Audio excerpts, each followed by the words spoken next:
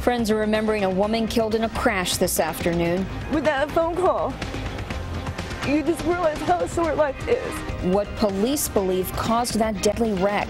A man is in jail accused of stealing textbooks from several Kentucky universities. How UK police caught him. Today, I said 5 more days. A Georgetown family is counting down the days until they reunite their daughter with her biological sister.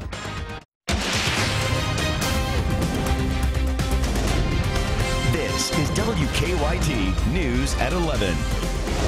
Fall returns to the forecast. Thanks for staying up with WKYT. I'm Kristen Kennedy. This rainy Saturday is about to give way to some much cooler temperatures. We start tonight with WKYT meteorologist Jim Caldwell and the no-wait weather forecast. And a much calmer pattern as well, Kristen. That's what's going to try to evolve here over the next couple of days. For a while now, it's been a daily chance of showers and thunderstorms, humidity levels high, tropical air mass. That has been just a common weather world for us. But we are going to change all of that here over the next couple of days.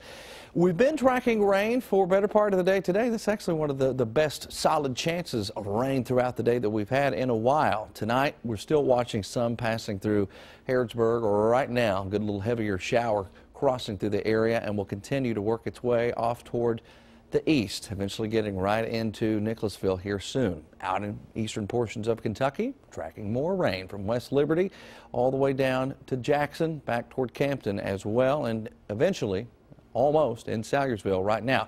Let me show you our high-resolution model. It's picking up on some of the rain tonight, sweeping it through. We're at 2 o'clock in the morning, still a few showers passing through the area, and a little more moisture probably hanging around through mid-morning tomorrow, at least in central Kentucky. And then it's gone by the time we get into the afternoon, and that's when that change starts to really happen. We'll track it coming up for you in just a few minutes. It is not the kind of goodbye they imagined. Tonight, friends are remembering a woman killed in a crash in Jessamine County. Nicholasville police say an SUV hit a truck on South Main Street. The coroner says 30-year-old Amber Parker died in the crash. Police say her husband and 3 others went to the hospital. WKYT's Sabira Rayford is talking to one of Parker's close friends in our top story at 11. I have cancer, so anytime I got sick, she was there. Anytime I had a battle, she was there. Sandra Hartzell says she's gone through a lot these past few years, but she says today was a moment she never could have predicted. We never expected any of this. You don't expect to get the phone call that your best friend or... Hartzell, too choked up to continue, says that phone call turned her day upside down. She says earlier today she learned her best friend Amber Parker had been killed in a car crash. She lived in Southbrook. She was on her way to work. They were going to go to Kroger's gas station to get some gas. The guy came up the street. Anthony tried to correct and swerve in the next lane. Dude swerved and hit them head on. Hartzell says Parker is leaving behind 2 children and her husband Anthony, who is being treated at UK Hospital. Amber went to the floorboard. Her head was gashed. Anthony was cut out by jaws of life. He held Amber, and she just kept gasping and gasping for air until she had passed away. Hartzell says the couple's funds were limited, but they always made sure to take care of their loved ones. They were supposed to go camping this weekend, but delayed the trip so Parker could go to work today. I got the phone call that she was gone. I had to hurry up and run to my phone just to see if I had one message from her. And the last thing she said was, I love you and I can't wait to see you. And all I could think about was her kids. Hartzell says their kids are staying with their grandparents. She says for now she's focused on making sure Parker can get a proper burial. With that phone call, you just realize how short life is. So just make sure you grab your best friend or your husband or your wife or anybody that you care about and just make sure you tell them that you love them, because you never know how fast life goes. Sabira Rayford, WKYT. Nicholasville police say the SUV smelled like alcohol. There is a fundraising account set up for the Parker family. The Franklin County coroner has identified the 2 people killed in a crash last night. Frankfort police say a car driving on Wilkinson Boulevard crossed the median and hit a Jeep head-on. We're told the driver of the car, 22-year-old Alexandra Manis, and her passenger, 27-year-old Stephen Christopher Snow, died at the scene. A woman close to Snow says she can't believe she won't hear his voice again. Like, I keep waiting for his messages to come in or his phone call, and it's not going to happen. I'm never going to hear his voice again.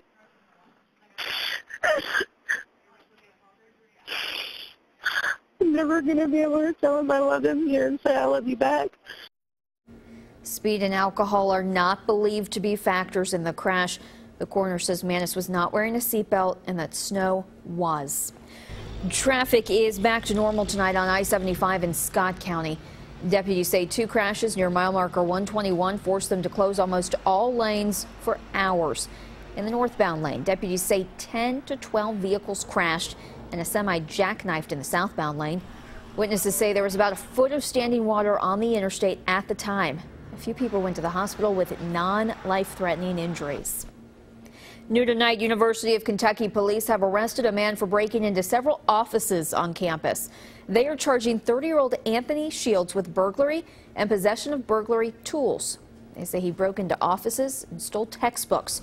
UK police say Moorhead police told them Shields was wanted for stealing books there. Officers then contacted bookstores in Lexington. They found Shields in town today selling stolen books from Western Kentucky University. A tribute to the late boxing legend Muhammad Ali has disappeared at a Louisville university. A red Schwinn bike hung above the former site of the Columbia Gym at Spalding University, marking where a 12-year-old Cassius Clay learned to box. Clay had been hoping to defend himself after someone stole his bike.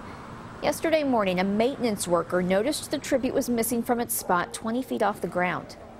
We're not interested in any charges or prosecution. It's of great sentimental value. We just love to have it back.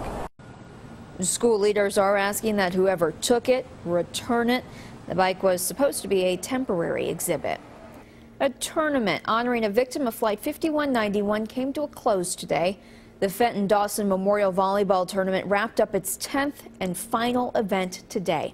Dawson died when Comair Flight 5191 crashed during takeoff from the Bluegrass Airport in 2006. More than 200 people packed the Kentucky Basketball Academy in Lexington for the annual tournament. Fenton's mother made a quilt of the T-shirts worn by competitors. It's bittersweet, it's sad, but I know it's time, and they've done a wonderful job, and so I'm just so proud of what they've accomplished with it. Tournament organizers will donate 10 years worth of net proceeds to the 5191 Memorial Preservation Fund. They are cutting it close. A Georgetown family is adopting their newest addition just days before she ages out of a Chinese orphanage. Their new daughter will see a familiar face when she arrives in the U.S. WKYT's Caitlin Setner explains in a story that's new at 11. Who? Mama. A Georgetown mom of 6 is now mom to 2 more. Here's everything. We was getting this one ready, like we was painting this at here with Maya. Lisa Lumpkins and her husband Gene had adopted 4 kids from China. Hi, Daddy! You look pretty. Thank you. Months back, a Facebook post led Lisa to her adopted daughter's biological sister. She couldn't pass up the opportunity to reunite them. Mom was working on a deadline, though. You know, I'm pushing everything as fast as I can. I'm overnighting everything. In the nick of time, the Lumpkins family got approval to pick up Avery and another teenager. Her name is Molly. The whole family was supposed to pack up and head to China, but it didn't exactly work out. The airport was I mean, it was bad. I mean, I had kids crying, almost falling in the floor crying. Dad and 2 kids got to go. I mean, Jean picked Avery up 2 days before she aged out. 2 days. 2 days she would have never been able to leave the country. And it's been smooth sailing. I mean, they've done great. They couldn't have done any better. The family has been FaceTiming because the days can't go by quick enough. There's Aubrey. Hi. Say hi. 4 more days. Aubrey and all the kids really can't wait to meet their new sisters. We made a poster board with the dates, and we've been marking them off, and we always check the next day the night before because we're going crazy and we want the days to go really fast. The plane will land shortly after midnight Friday morning, but they're calling it Thursday just because. See you later. Love y'all. Love you. Bye. In Georgetown, Caitlin Setner, WKYT. Avery is learning English. Lisa Lumpkin says her new sister Molly is helping her. Coming up on WKYT News at 11, the National Weather Service will be in southern Kentucky tomorrow trying to figure out if a tornado really did touch down. And later, Zika concerns are spreading in Florida. What health leaders want tourists to know. Now, your hour-by-hour forecast with meteorologist Jim Caldwell.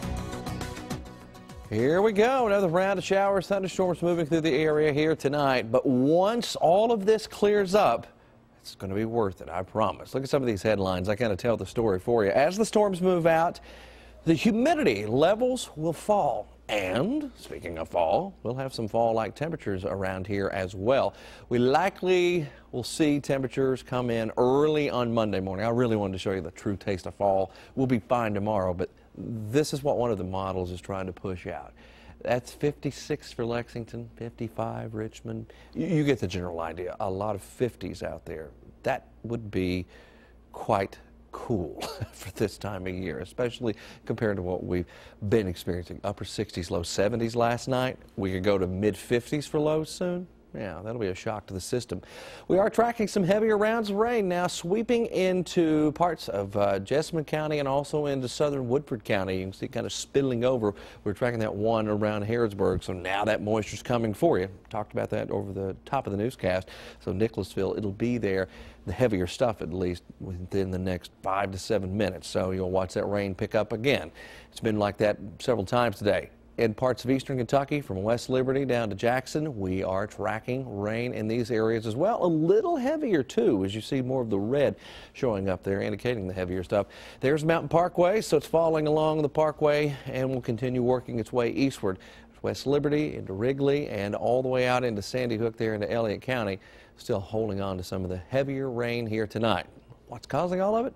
A frontal boundary. But this is one we really wanted to see get in here. It's not causing any major problems, so why not get another shot of rain and then watch the front completely clear the area. Showers linger probably through mid-morning into the early afternoon, especially in eastern Kentucky, but once it gets out of here, it's a completely different weather world. That's getting rid of the precipitation. What we're looking at here is the arrival of the drier air. Watch the yellow being the tropical air. It's gone. We kick it right out of here, and we get more of a dry atmosphere around here. It's still, we're still talking about a little moisture in the air, of course, always, but it'll have that fall-like feel setting up, all because of what you see clearing up there. And then, of course, daytime highs in the upper 70s and lows in the 50s. That's not bad either. That'll certainly put you in the fall spirit and make you think of pumpkin-y things for the next little bit, which I've already been seeing, by the way, the creamers and whatnot. But anyway, you see a very good-looking forecast next few days, especially, Kristen. I already saw pumpkins on someone's front steps. See, it's that time of year. It's here. It's getting colder. People are just already thinking fall. And football season's here, so now it's time to really do it, I guess so. Yeah. The National Weather Service will be in Barron County tomorrow, taking a look at storm damage. Glasgow police believe a tornado touched down outside of the city tonight. It damaged a barn and knocked over some trees. The National Weather Service says they did not see enough activity on their radar to send out a tornado alert. Coming up on WKYT News at 11, watch out if you're heading down Nicholasville Road tomorrow. We have a traffic alert for Lexington drivers. Tuesday night's Mega Millions jackpot is $69 million.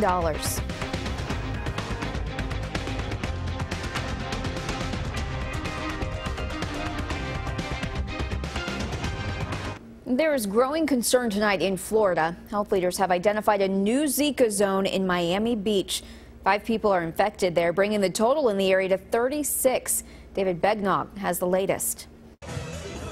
The crowd in Miami Beach was a little smaller than usual for a 90-degree Saturday.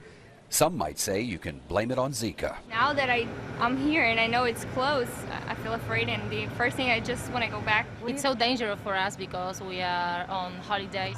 Aerial mosquito spraying is not effective here due to high-rise buildings and strong ocean gusts. Today, ground spraying was done at private homes. The city is warning people standing water on your property could result in a fine. This morning, Philip Levine, the city's mayor, joined in on the fight against Zika. We have vacuums, we have blowers which blow the water and disperse it so that it dries in the sun. According to the CDC, the first Zika infection on Miami Beach can be traced back to mid-July. When did you find out there were cases on Miami Beach? We found out yesterday. You know, it's incredible. We found out at 12 o'clock when the governor gave his press interview. You didn't get a heads up? No, zero, which is so frustrating. A new travel advisory from the CDC warns pregnant women to avoid this area. Dana Bader of Chicago canceled her plans to travel here even before the advisory. The birth defects are so devastating that it's not worth the risk. Responding to the Miami Beach mayor's claim that the governor never called him to give him a heads up about Zika being on the beach before the public found out, today the governor's office told CBS News the governor did try and call the mayor yesterday and again today, but was unable to reach him.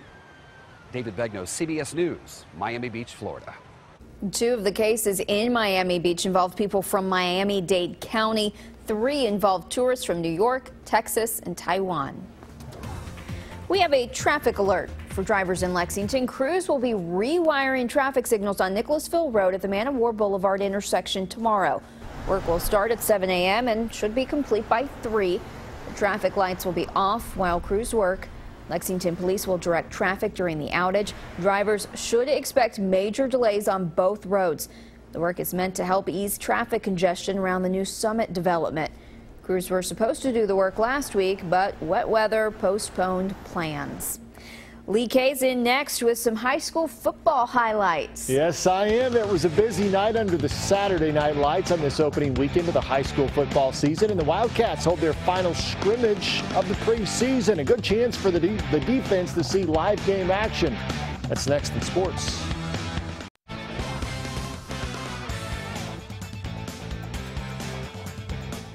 In just 2 weeks, the UK football team will kick off its season at Commonwealth Stadium. This morning, the team was on the turf for the second and final scrimmage of the camp. Mark Stoops continues to look for depth on the defensive side of the ball, particularly at defensive line and linebacker. Now, Stoops said the linebacker play was improved from a week ago. He says the scrimmage atmosphere is very beneficial for those positions on the field. Most beneficial for the D-line and for the linebackers to see it in a scrimmage situation, because things are cloudy all the time when we're thudding and to see it, see the holes develop and all the traffic in front of them. It's very beneficial for the linebackers, and you see them make a big jump between last week and this week. It is the opening weekend of the high school football season. The majority of teams across the state kicking off last night, but a handful still waiting for the Saturday night lights. Bryan Station, the final Lexington school to get the season underway, taking on Wayne County. Station would strike first on its first snap from scrimmage. Quentin Floyd goes up top, finds Desmond Bernard in stride, 71-yard touchdown. 7-0 Bryan Station. In the third, defenders capitalizing off a fumble recovery. Jeff Burbage hits Chris Jones on the screen pass, and no one's keeping up with the Joneses. 39-yard touchdown, 21-14 Bryan Station. Near the end of the third, Burbage rolls right, finds Bernard once again, his second touchdown of the game. This one would be decided in overtime. Bryan Station gets the win 35-28. Staying in Richmond, the host team Madison Central taking on Knox Central, and the rain kept getting heavier and heavier. First quarter, Knox Central's Jackson Stewart bobbles the slippery ball and is sacked. Hunter Hazelwood doing the honors. Still in the first, Jamil Carton looks like he has some running room, but he coughs up the wet football. It's Hazelwood, Johnny on the spot once again. The Titanic struggle continued. Zach Mills races in and blows up the screen, sacking Central's Zachary Harden. Madison Central holds on to win 8-7. Montgomery County has a new coach opening the season tonight, hosting Collins. Montgomery County's Tyler Osborne rumbles into the end zone, gives them a 6-0 lead. Then Collins, Nashawn Roseberry runs it in, and that will tie it up on the end around. Collins goes on to win the game 34-18. Well, for a second straight year, Frankfort and Paris squared off in their season opener. A year ago, Paris won by a touchdown. Could Frankfort return the favor tonight at Montgomery County's Rec Bowl in the second quarter? Frankfort's John Tillman able to punch it in. That makes it 14-0. Then Tremaine Jones picks up the loose ball, and he's going to take it himself. There he is. Into the end zone, pushes it to 22-0. However, Paris would later get on the board as quarterback Aaron Maggard connects with Jordan Davis going way downfield. The corner of the end zone is open. Ultimately, though, Frankfort would end up putting Paris away 22-14. Franklin County paying a visit to Shelby Valley. Opening drive for Franklin County. Second play of the game, in fact. Denzel Vance takes it 55 yards to the house. 7-0 Flyers in the first 50 seconds of the game. Still in the first half now, 14-0. The Flyers decide to get some major airtime here. How about a 62-yard touchdown pass to Amir Lee, giving Franklin County a 21-0 lead, and Franklin County rolls to the 55-0 win to open the season. The Clay County Tigers opening their season with Rowan County Vikings tonight. Yes, still raining there, raining all across the state. In fact, first quarter, faking the handoff and taking it in himself, 14-0. Touchdown run there, 2-point conversion, no good, 6-0 Clay County. And then the rain just started pouring in Manchester, and you know what that means. We got some sloppy football. Rowan County snap over the punter's head through the end zone. That'll count as a safety, 8-0 Clay County, and Clay County opens up with a win, 14-0 over the Vikings. Several big names headlining tonight's $1 million Pacific Classic. California Chrome, Dortmund, Beholder among the field, going the 1.25 miles on the Del Mar track, and it was all Chrome down the stretch. Victor Espinosa hasn't even thought about the sticks. One of the greatest performances you'll ever see. California Chrome in a canter. California Chrome, unbelievable.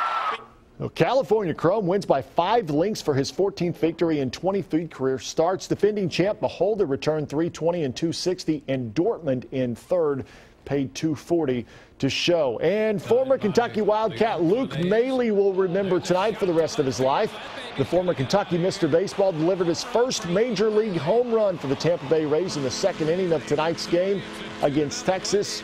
Maley, of course, played at UK from 2010 to 2012, and he has been hot lately, playing really well for the Rays. And all those football games, were there any dry ones out there? No, I think the entire state was wet, and they were all being played, and it's just fun. If you're playing high school football, it's good to get out there in the wet and sloppy. That's good high school football. We will be right back with a final look at weather. Still dealing with some rainfall out there. We are, and we heard it while Lee was doing sports there a second ago. We could hear it starting to come down here at the station, and you can see why. We've still got plenty more, and most of that out to our west, close to Owensboro and north of Bowling Green, all of that headed in our general direction. So we still have a rainy night on hand for you, but once it clears town, it is going to be fantastic. It's going to make you, sir, feel like it really is football season. I should be a meteorologist. I could have told you a while ago it was raining. I could hear it. You did tell me. Hope you'll join our next crew in the morning. Have a good night.